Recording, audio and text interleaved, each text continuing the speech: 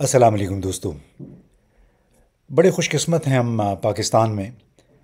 ہمیں نواز شریف، شہباز شریف جیسے وزیر اعظم ملے ہوئے ہیں. خاص طور پہ شہباز شریف بڑے گفتار کے غازی ہیں. اور آپ نے اقوام متحدہ میں ان کا خطاب سنا جب انہوں نے بار بار یہ کہا کہ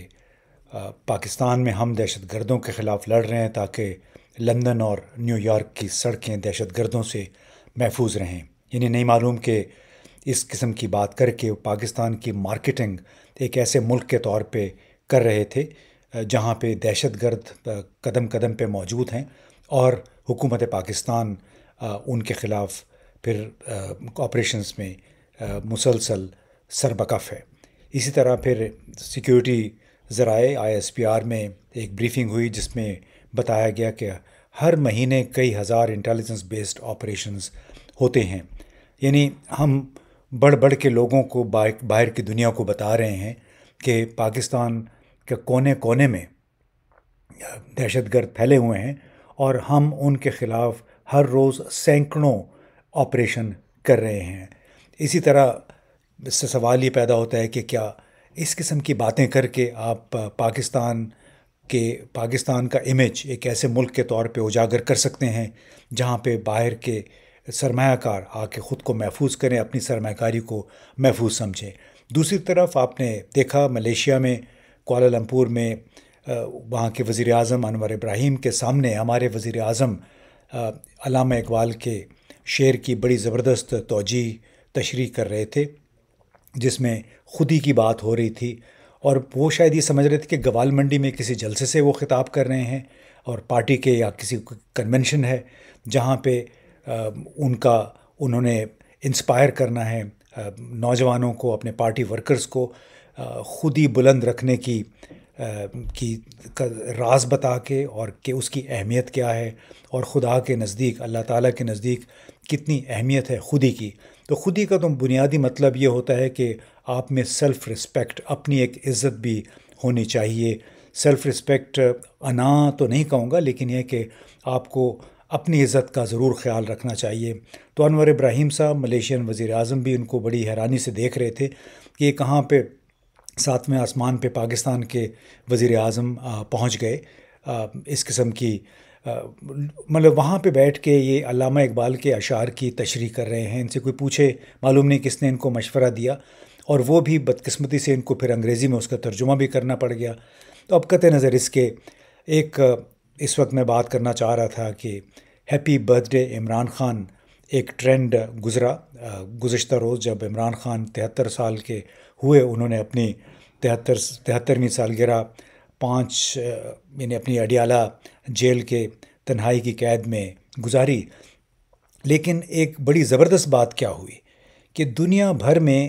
یہ ایک خاص طور پہ ٹویٹر پہ، ایکس پہ ایک ٹرینڈ بن گیا، اور صرف 24 گھنٹے کے اندر اندر 12 لاکھ کے قریب اس میں لوگوں نے happy birth day Imran Khan کہا. اس میں امریکی، یورپی، آسٹریلوی،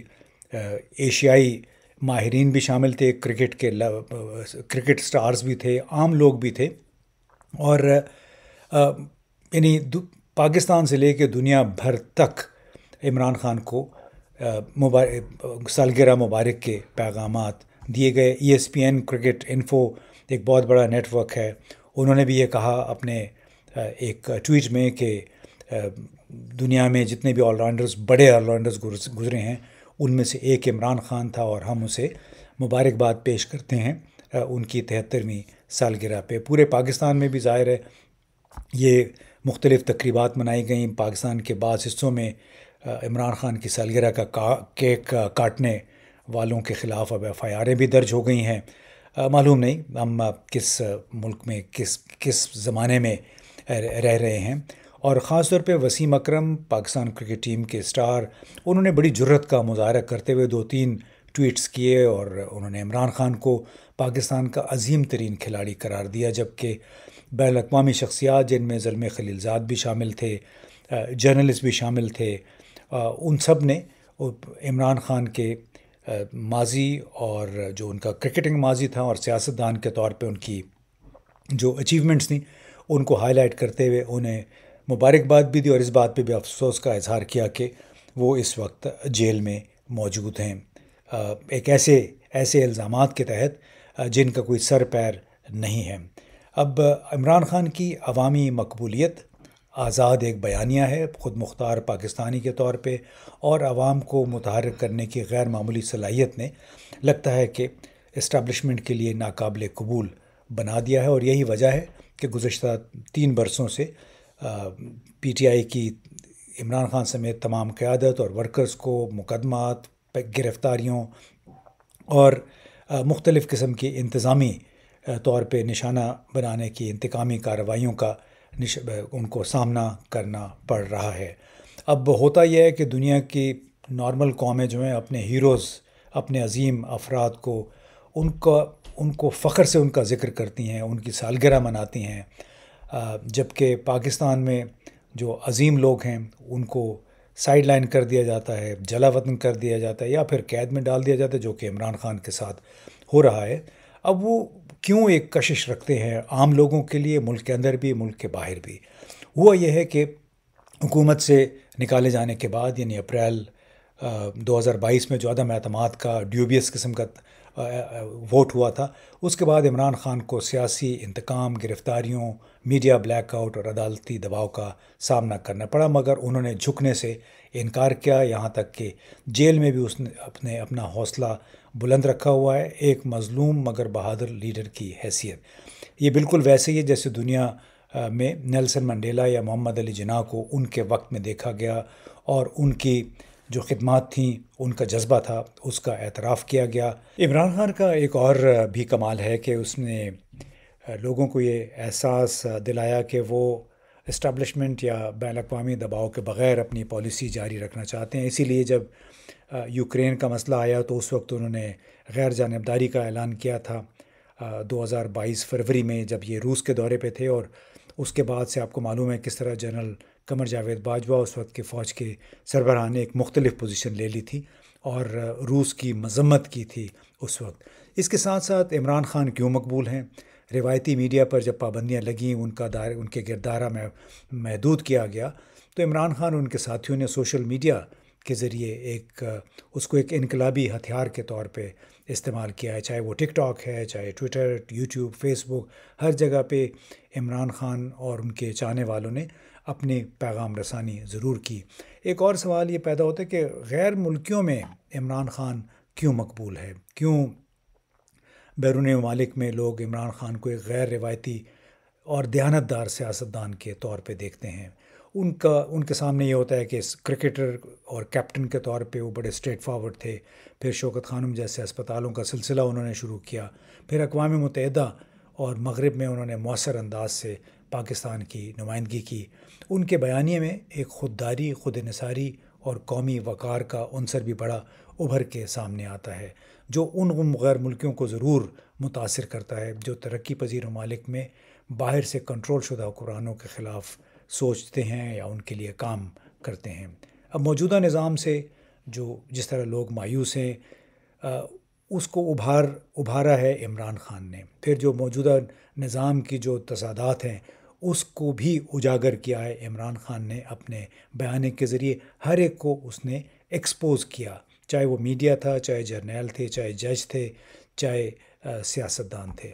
اب نتیجہ اس کا یہ نکلا کہ عمران خان ایک سیاستدان نہیں ہے اس وقت، بلکہ ایک تحریک ہے، ایک علامت ہے، اور مزاحمت کی ایک علامت بنا ہے موجودہ نظام کے خلاف۔ ایسی امید کی کرن اس میں لوگ دیکھ رہے ہیں کہ جو شاید ان کی مشکلات سے ان کو نجات دلا سکے۔ اور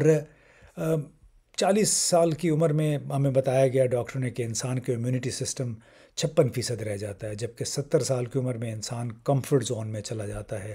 لیکن عمران خان 73 سال کی عمر میں بھی مزاحمت کا ایک ماؤنٹ ایوریسٹ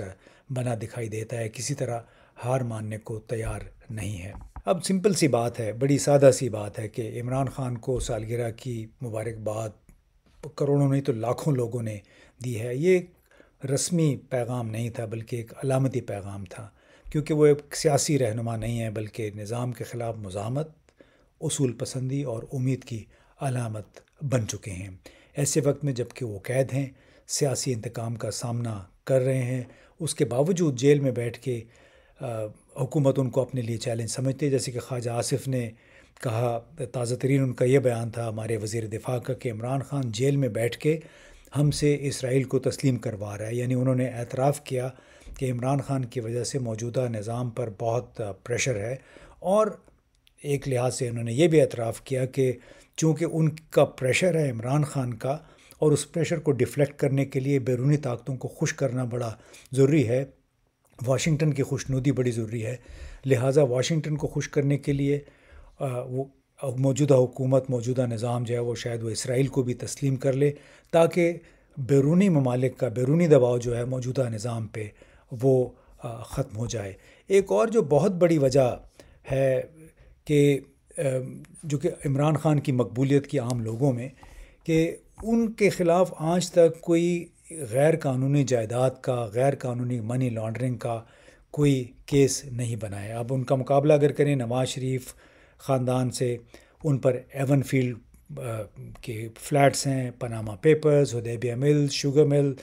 رمضان شوگر مل، منی لانڈرنگ، اور MI-17 ہیلی کاپٹر کی خریداری، اور نہ جانے اور کتنے کاروبار ہیں جو ان لوگوں نے کیے. BMW کی سول ایجنٹ شپ تھی ان کے پاس، جو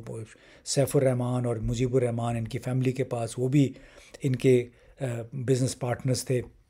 دوسری طرف آصف زرداری پر corruption, Swiss bank accounts, Paris میں محل، لندن میں جائیدادیں، بحریہ ٹاؤن سے ملی ہوئی جائیدادیں، اور سندھ میں سینکڑوں ایکڑ زمین جو بحریہ ٹاؤن کے حوالے کی گئی. اور یعنی ان دونوں گھرانوں، شریف گھرانہ اور زرداری گھرانے کے خلاف بڑے بڑے الزامات تھے، اور انہی اداروں نے لگائے تھے جن اداروں نے عمران خان کے خلاف توشہ خانہ عدت کا کیس، یعنی توشہ خانہ وہ کیس جس میں انہوں نے پیسے بھی دیے ہوئے ہیں، صرف الزام تھا کہ کم پیسے دیے ہیں، حالانکہ وہ ان کے افسران نے طے کیا ہوا تھا کہ اس کی قیمت کیا ہوگی. تو بڑے لغو قسم کے الزامات میں عمران خان کو یہ توشہ خانہ کیس میں سزا ہوئی. جبکہ آپ نے دیکھا کہ جن اداروں نے نیشنل اکاؤنٹیبلٹی بیورو، جس کو بنیادی طور پہ فوجی افسران چلاتے ہیں، خاص طور پہ عمران خان کے وزارت عظمیٰ کے دوران بھی فوجی افسران ہی چلاتے تھے، انہوں نے تو نواز شریف، شہباز شریف اور آصف علی زرداری پہ بے شمار الزامات لگائے ہوئے تھے. لیکن انہی لوگوں کے باعث یہ لوگ اس وقت دوبارہ صدر، وزیر اعظم، وزیر اعلیٰ بنے ہوئے ہیں. اب حقیقت یہ ہے کہ عوام کے دلوں میں بھی اب یہ بات گھر کر گئی ہے کہ عمران خان کا دامن صاف ہے، جس کی وجہ سے اس پر بڑے عدت جیسے کیس میں ان کو سزا ہوئی ابتدائی طور پہ، اور پھر توشہ خانہ جیسے کیس میں. لیکن ایک بات بڑی واضح ہے کہ وہ بھی پاکستان میں ایک نیلسن منڈیلا، جو جنوبی افریقہ کے مشہور رہنما تھے، اس کا ایک کردار بنتا چلا جا رہا ہے. اب ان کو خاموش کرا دیا گیا ہے، جیل میں بند ہیں، لیکن کیا جو لوگوں کے دلوں میں جو شمع انہوں نے عمران خان نے روشن کی ہیں وہ کوئی بجھا سکے گا؟ اب ایک وسیع تر استعارہ اس وقت بھی استعمال ہو رہا ہے کہ نیلسن منڈیلا، کہ یہ ہم پلہ ہیں کہ نہیں ہیں. اب نیلسن منڈیلا کو دیکھیں تو ان کو کوئی 18 سال ان کو ایک الگ جیل میں رکھا گیا، رابن آئیلینڈ میں، 1964 سے 1982 تک زیادہ تر وقت وہ وہیں کے قید رہے. بعد میں کیپ ٹاؤن میں ایک جیل تھی، پولسمور، وہاں پہ ان کو 1982 میں منتقل کیا گیا، اور تقریباً 6 سال تک وہاں پہ رہے، نسبتاً بہتر حالات میں. قید تنہائی وہاں پہ نہیں تھی، سخت پابندیاں ضرور تھیں. اس کے بعد پھر ان کو دسمبر 1988 میں وکٹر ویسٹر جیل منتقل کیا گیا، جو کہ اب ایک اصلاحی مرکز بنایا جا چکا ہے. وہ 1 سال سے زیادہ کچھ وہاں پہ رہے. ڈیٹینشن سینٹر تھا ایک، جس کو محفوظ سیف ہاؤس بھی کہا جا سکتا ہے. کافی ساری آزادی ان کو حاصل ہو گئی تھی، اور یہیں پہ انہوں نے حکومت کے ساتھ بات چیت کا سلسلہ بھی شروع کیا. لیکن یہ سارا کچھ جو ان کی 1982 کے بعد 1988 تک جو سختیوں میں کمی ہوئی تھی، وہ تمام تر تھا وہ نیلسن منڈیلا کی رہائی جو تھی ایونچول، وہ نسلی امتیاز کے نظام کے خلاف بین الاقوامی بڑھتا ہوا دباؤ تھا، جو کہ انتہائی شدت اختیار کر گیا تھا. کیا عمران خان کے لیے بھی ایسا ہی عالمی دباؤ مددگار ثابت ہو سکتا ہے؟ اگر ایسا لگتا ہے کہ شاید پہلا قدم یہ ہوگا کہ انہیں جیل سے نکال کر کسی تنہائی والے حراستی مرکز میں منتقل کر دیا جائے، جیسے کہ سننے میں آیا تھا کہ راولپنڈی میں قاسم مارکیٹ کے قریب کوئی جیل تیار کی گئی ہے، جہاں پہ عمران خان کو اڈیالہ جیل سے منتقل کیا جائے گا۔ تو اب قابل موازنہ بات تو نہیں ہے، اس لیے کہ نیلسن منڈیلا نے تو اپنی پوری جوانی جیل میں گزار دی، لیکن جو بات واقعی قابل موازنہ ہے وہ ہے دونوں رہنماؤں کا عزم اور ثابت قدمی، جنہوں نے ظالمانہ نظام کے خلاف جھکنے سے انکار کیا اور اپنے اصولوں پر ڈٹ کر کھڑے رہے، ایک ایسے نظام کے خلاف جو جنوبی افریقہ میں محض ایک چھوٹی سی اقلیتی گورے حکمران تھے ان کے گرد گھومتا تھا۔ پاکستان میں ایک ہائبرڈ نظام ہے جس میں فوجی اسٹیبلشمنٹ بھی شامل ہے، جو کہ 1958 سے لے کر آج تک پاکستان کی سیاست میں براہ راست یا بالواسطہ طور پر حاوی رہی ہے۔ اب کیا عمران خان کے سامنے ذریعے اب جو اہم بات سامنے آئی وہ یہ ہے کہ ان کی پوزیشن نے پاکستان کی دو بڑی جماعتوں، پاکستان پیپلز پارٹی اور مسلم لیگ کو بھی بے نقاب کر دیا ہے۔ دونوں جماعتوں نے مل کے، اسٹیبلشمنٹ نے ان کا ہاتھ تھاما، اور تب کہیں جا کے اس وقت ان کا یہ خیال ہے کہ شاید عمران خان کا مقابلہ کر پائیں گے، لیکن ان تمام تر اس نیکسس کے باوجود، ملٹری اسٹیبلشمنٹ، مسلم لیگ اور پیپلز پارٹی کے باوجود، عمران خان لوگوں کے دلوں میں ہے، ایک علامت، امید کی علامت کے طور پہ، مزاحمت کی علامت کے طور پہ، اور اس کو لوگوں کے دلوں سے نکالنا اس وقت بڑا مشکل معلوم ہوتا ہے۔ جب تک ایک آرگینک طریقے سے ان کی رہائی، ان کو جیل سے نکالنے کا سامان نہ کیا جائے، جب تک تمام لغو قسم کے مقدمات، کیسز جو ہیں وہ ختم نہ کیے جائیں، اس وقت تک عمران خان جیل میں بیٹھ کے بھی اپنی شرائط منواتا رہے گا، حکومتی ایجنڈا ڈکٹیٹ کرتا رہے گا۔ بہت بہت شکریہ۔